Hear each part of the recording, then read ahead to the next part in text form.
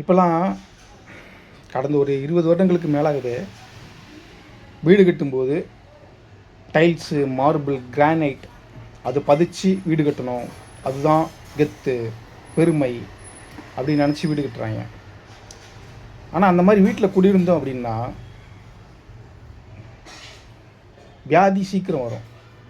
என்ன ரீசன் அப்படின்னா, அந்த டைல்ஸு, மார்பிள், கிரானைட்லாம் நம்ம உடம்போட சக்தியை உறிஞ்சிக்கிட்டே இருக்கும், ரொம்ப அதிகமாக உரியும்.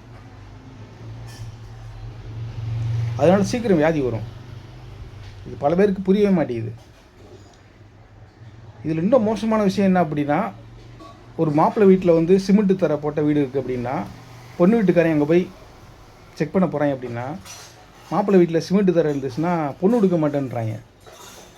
எங்கள் பொண்ணு இந்த மாதிரி வீட்டிலலாம் வந்து குடியிருக்க மாட்டோம், நாங்களாம் ராயலாக, என் பொண்ணு ராயலாக வளர்ந்த பொண்ணு அப்படிமாங்க. அப்படி ராயலாக வளர்கிற பொண்ணுகளுக்கெல்லாம் வியாதி தான் வரும், ஆரோக்கியம் இருக்காது. இதை புரிஞ்சுக்கிற அறிவு பொண்ணு வீட்டுக்காரங்களுக்கு கிடையாது. அதனால இந்த டைல்ஸ் போட்ட வீடு, மார்பிள்ஸ் போட்ட வீடு, கிரானைட் போட்ட வீடு தான் கெத்துன்னு நினைக்காதீங்க, அதெல்லாம் வியாதி. சிமெண்ட்டு தர, மண் தர தான் ஆரோக்கியமானது.